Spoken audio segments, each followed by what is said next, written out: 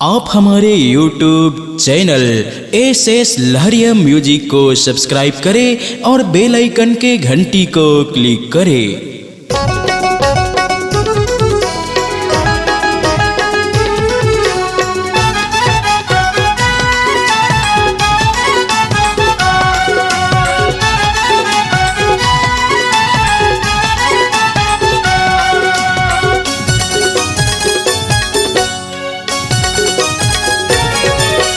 सब्र है सम्मत राम का झामक, सब्र है सम्मत राम का झामक। घर अंगना मन है भरे भरे भरे भरे। मोर बर टूरी दुकाल परे है, मोर बर बाई दुकाल परे। तोर बर बाई दुकाल परे है, तोर बर डौकी दुकाल परे। सब्र है सम्मत राम का झामक, सब्र है सम्मत राम का झामक। घर अंगना मन है भरे भरे भरे भरे। मोर बर टूरी दुकाल परे है, मोर बर बाई दुकाल परे। तोर बर बाई दुकाल परे है, तोर बर डौकी दुकाल परे।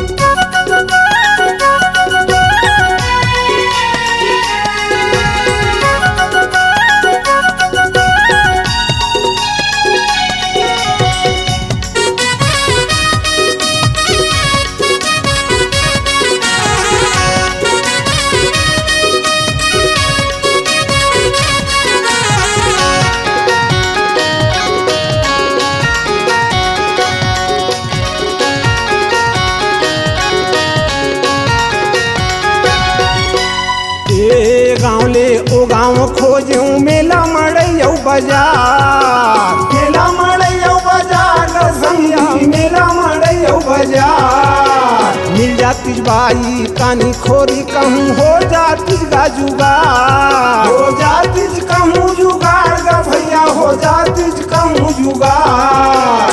नठ बिगड़े छोड़ा न छाड़न, नठ बिगड़े छोड़ा न छाड़न। सकेल लेते हूँ परे डरे परे डरे। मोर बर बाई दुकाल परे है, मोर बर टूरी दुकाल परे। तोर बर बाई दुकाल परे है, तोर बर डौकी दुकाल परे।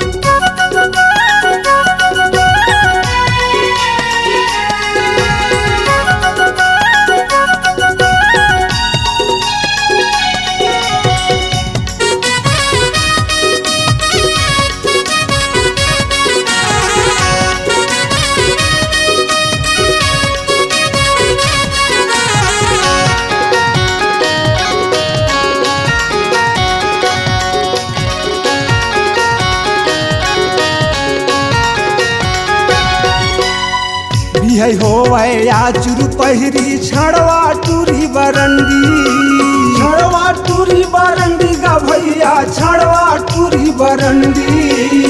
गोरी होवे चाहे वो कारी, बना लेते मैं हसंगी, बना लेते तै हसंगी गा भैया, बना लेते तै हसंगी। नई कोरीला घलो ले आते हूँ, नई कोरीला घलो ले आते हूँ। खोजा था चाऊर धरे धरे धरे धरे। मोर बर बाई दुकाल परे है, मोर बर टूरी दुकाल परे। तोर बर बाई दुकाल परे है, तोर बर डौकी दुकाल परे।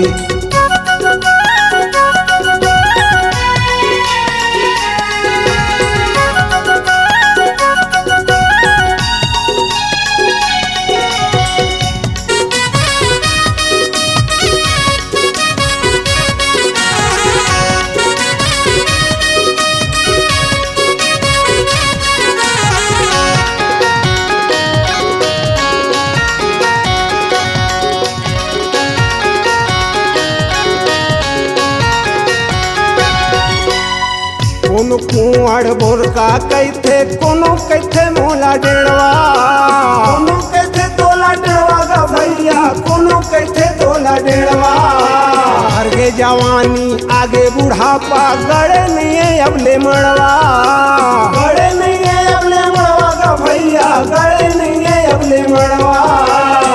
मोर होत जबाई बच्चा, मोर होत जवाई बच्चा गाते हूँ गीत फिर डरे न रे डरे न रे।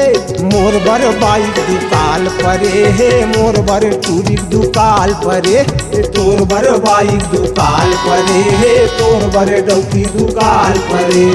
सबर है सम्मत रामा का झामक सबर है सम्मत रामा का झामक घर अंगना मन है भरे भरे भरे भरे। मोर बर टूरिक दुकाल परे हे मोर बर बाइक दुकाल परे तोर बर बाइक दुकाल परे हे तोर बर डौकी दुकाल परे। मोर बर टूरिक दुकाल परे मोर बर बाइक दुकाल परे मोर बर टूरिक दुकाल परे मोर बर बाइक दुकाल परे। छत्तीसगढ़ी गीत और संगीत की विविध रंग जो पूरे प्रदेश में पहुंचाते हैं अपने माटी की मौली सुगंध के संग।